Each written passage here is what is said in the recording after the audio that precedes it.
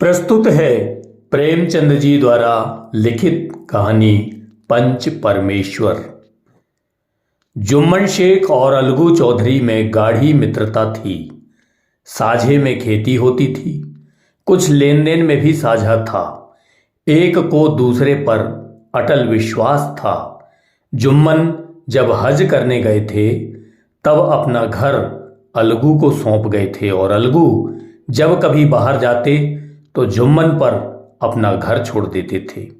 उनमें न खान पान का व्यवहार था, न धर्म का नाता, केवल विचार मिलते थे। मित्रता का मूल मंत्र भी यही है। जुम्मन शेख की एक बूढ़ी खाला मौसी थी। उसके पास कुछ थोड़ी सी मिल्कियत थी, परंतु उसके निकट संबंधियों में कोई न था। जुम्मन ने लंबे चौड़े वायदे करके वह मिल्कियत अपने नाम लिखवा ली थी। जब तक दान पत्र की रजिस्ट्री ना हुई थी तब तक खाला जान का खूब आदर सत्कार किया गया। उन्हें खूब स्वादिष्ट पदार्थ खिलाए गए। हलवे पुलाव की वर्षा सी की गई, पर रजिस्ट्री की मुहर ने इन खातिरदारियों पर भी मानो मुहर लगा दी। जुम्मन की पत्नी करीमन रोटियों के साथ कड़वी बातों के कुछ तेज तीखे सालन भी देने लगी। जुम्मन शेख भी निठुर हो गए। अब बेचारी खाला जान को प्रायः नित्य ही ऐसी बातें सुननी पड़ती थीं। बुढ़िया न जाने कब तक जिएगी, 2-3 बीघे ऊसर क्या दे दिया, मानो मोल ले लिया है। बघारी दाल के बिना रोटियां नहीं उतरती। जितना रुपया इसके पेट में झोंक चुके उतने से अब तक गांव मोल ले लेते। कुछ दिन खाला जान ने सुना और सहा, पर जब ना सहा गया तब जुम्मन से शिकायत की। जुम्मन ने स्थानीय कर्मचारी गृह स्वामिनी के प्रबंध में दखल देना उचित न समझा। कुछ दिन तक और यूं ही रो धोकर काम चलता रहा। अंत को एक दिन खाला ने कहा, बेटा तुम्हारे साथ मेरा निबाह ना होगा, तुम मुझे रुपया दे दिया करो, मैं अपना पका खा लूंगी। जुम्मन ने धृष्टता के साथ उत्तर दिया, रुपये क्या यहां फलते हैं? खाला ने नम्रता से कहा, मुझे भी कुछ रूखा सूखा चाहिए कि नहीं?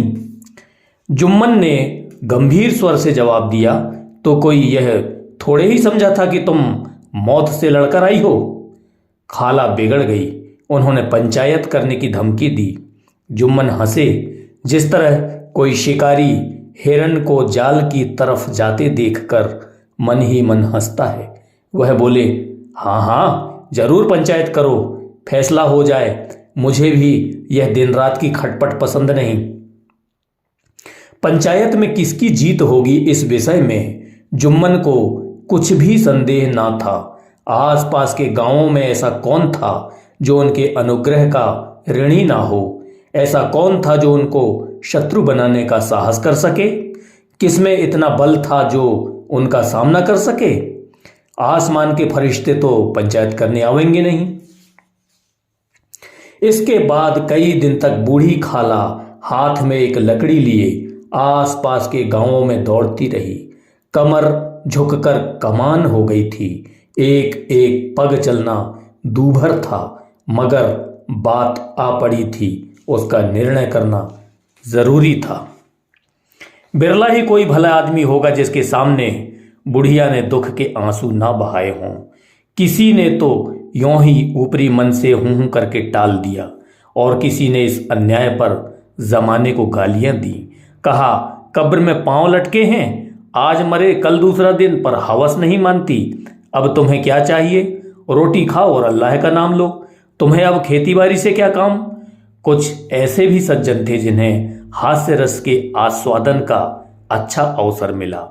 झुकी हुई कमर, पोपला मुंह, सन के से बाल, जब इतनी सामग्रियां एकत्र हों तब हंसी क्यों न आवे।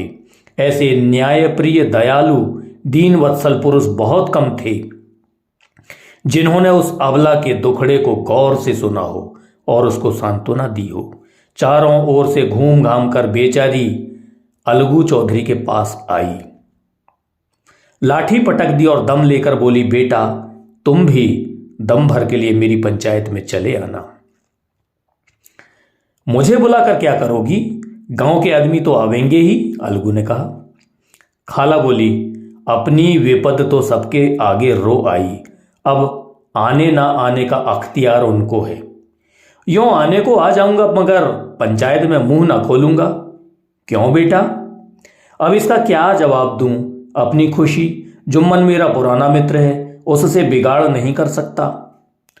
खाला, बेटा क्या बिगाड़ के डर से ईमान की बात ना कहोगे?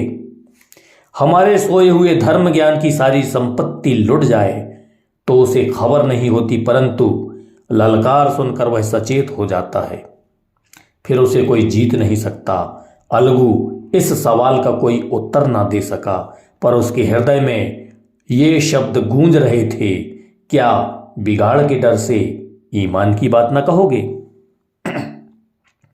संध्या समय एक पेड़ के नीचे पंचायत बैठी। लोग बैठ गए, पंच लोग बैठ गए तो बूढ़ी खाला ने उनसे विनती की, पंचो आज 3 साल हुए मैंने अपनी सारी जायदाद अपने भांजे जुम्मन के नाम लिख दी थी। इसे आप लोग जानते ही होंगे। जुम्मन ने मुझे ताहयात रोटी कपड़ा देना कबूल किया। साल भर तो मैंने इसके साथ रो धोकर काटा, पर अब रात दिन का रोना नहीं सहा जाता। मुझे न पेट की रोटी मिलती है और न तन का कपड़ा। बेकस बेवा हूँ, कचहरी दरबार नहीं कर सकती। तुम्हारे सिवा और किससे अपना दुख सुनाऊं? तुम लोग जो राह निकाल दो उसी राह पर चलूं। अगर मुझ में कोई ऐब देखो मेरे मुंह पर थप्पड़ मारो। जुम्मन में बुराई देखो तो उसे समझाओ, क्यों एक बेकस की आह लेता है। मैं पंचों का हुक्म सिर माथे पर चढ़ाऊंगी। रामधन मिश्र, जिनके कई असामियों को जुम्मन ने अपने गांव में बसा लिया था, बोले, जुम्मन मियाँ किसे पंच बदते हो? अभी से इसका निपटारा कर लो, फिर जो कुछ पंच कहेंगे वही मानना पड़ेगा। जुम्मन को इस समय सदस्यों में विशेषकर वे ही लोग दिख पड़े जिनसे किसी न किसी कारण उसका वैमनस्य था। जुम्मन बोले, पंच का हुक्म अल्लाह का हुक्म है। खाला जान जिसे चाहें उसे बद दें, मुझे कोई उज्र नहीं। खाला ने चिल्लाकर कहा, अरे अल्लाह के बंदे, पंचों का नाम क्यों नहीं बता देता? कुछ मुझे भी तो मालूम हो। जुम्मन ने क्रोध से कहा, अब इस वक्त मेरा मुंह न खुलवाओ, तुम्हारी बन पड़ी है, जिसे चाहो पंच बदो। खाला जान जुम्मन के आक्षेप को समझ गई। वह बोली, बेटा खुदा से डरो, पंच न किसी के दोस्त होते हैं न किसी के दुश्मन।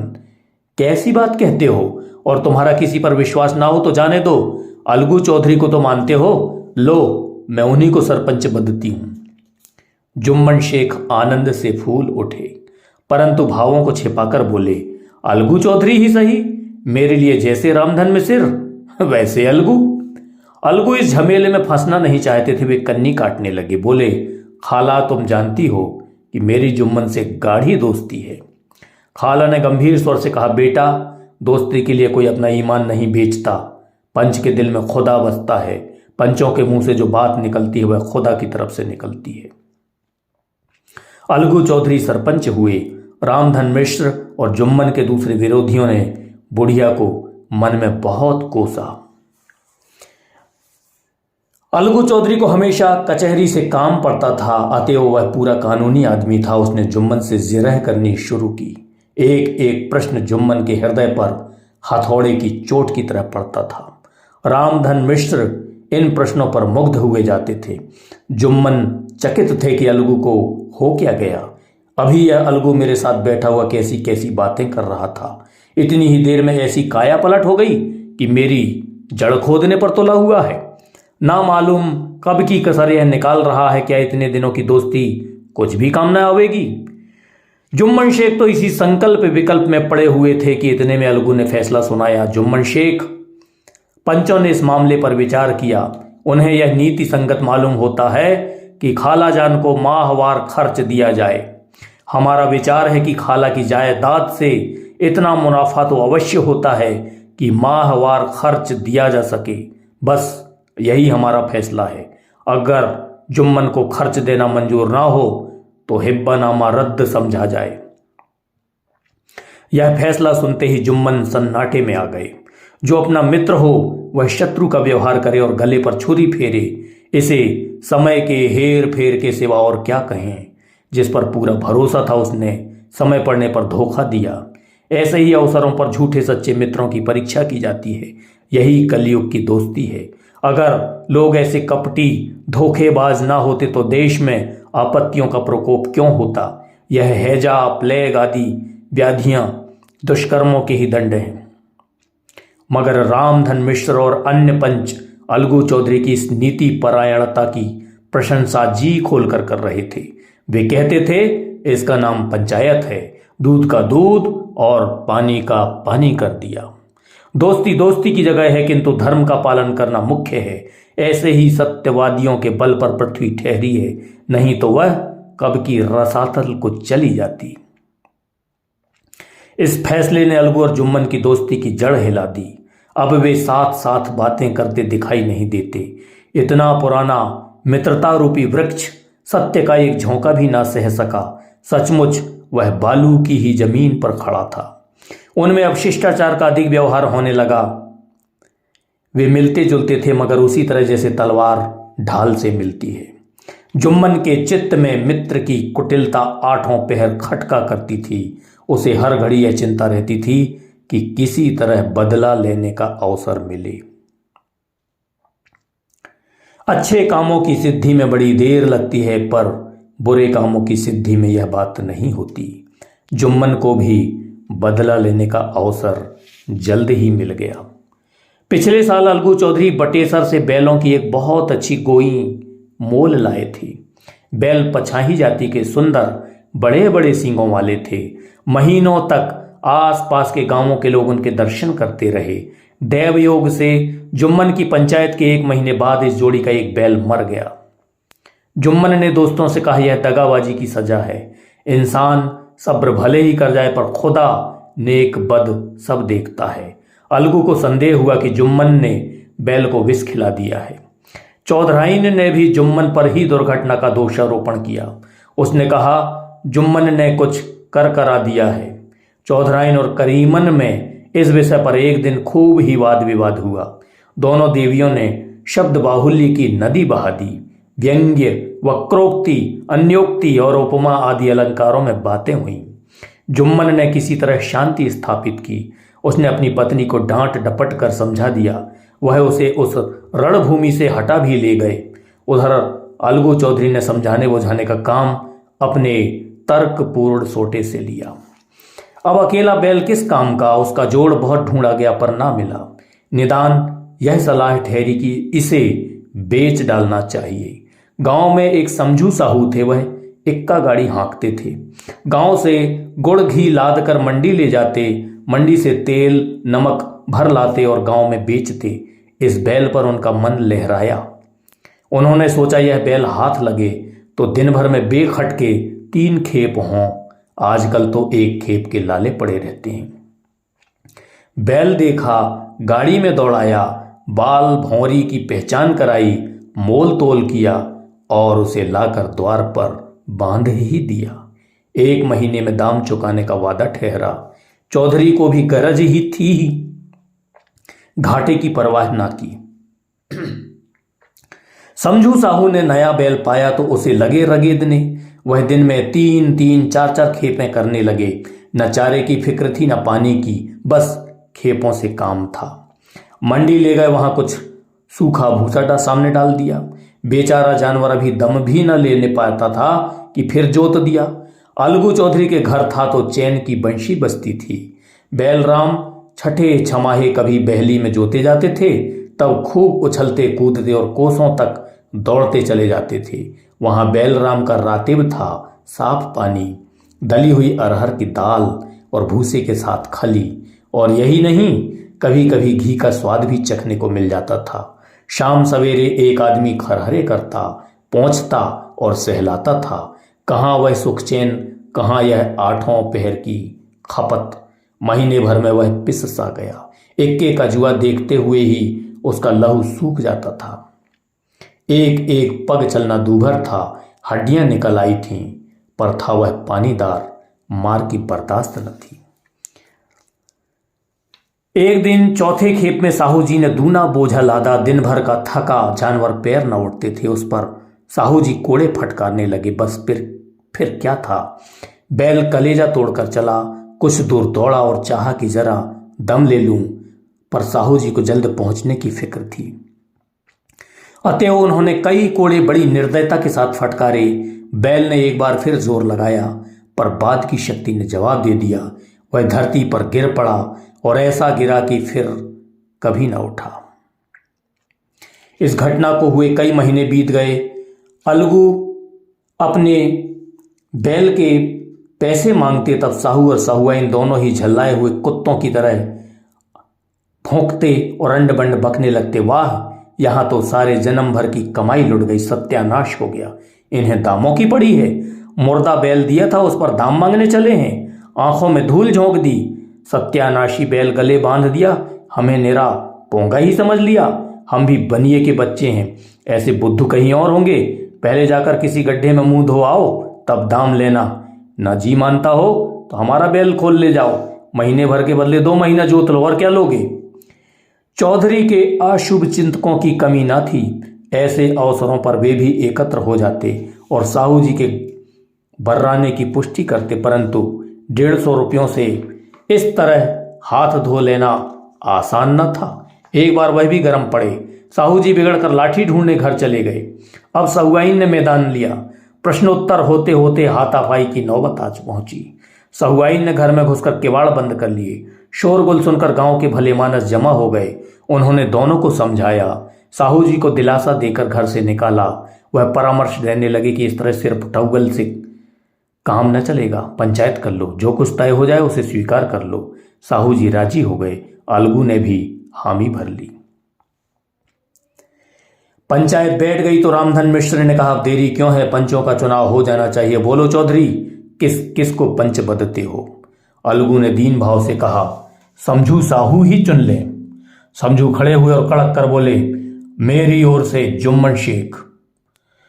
जुम्मन का नाम सुनते ही अलगू चौधरी का कलेजा धक धक करने लगा, मानो उन्हें किसी ने अचानक थप्पड़ मार दिया हो। रामधन अलगू के मित्र थे, यह बात ताड़ गए। पूछा, क्यों चौधरी, तुम्हें कोई उज्र तो नहीं। चौधरी ने निराश होकर कहा, नहीं, मुझे क्या उज्र होगा। अपने उत्तरदायित्व का ज्ञान बहुधा हमारे संकुचित व्यवहारों का सुधारक होता है। जब हम राह भूलकर भटकने लगते हैं, तब यही ज्ञान हमारा विश्वसनीय पथ प्रदर्शक बन जाता है।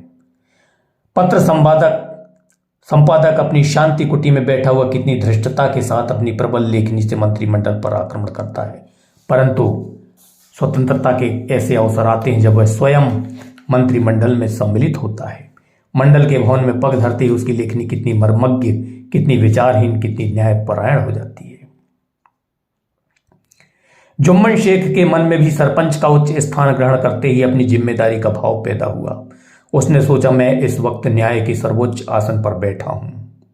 मेरे मुंह से इस समय जो कुछ निकलेगा वह देववाड़ी के सदृश है, और देववाड़ी में मेरे मनोविकारों का कदापि समावेश न होना चाहिए।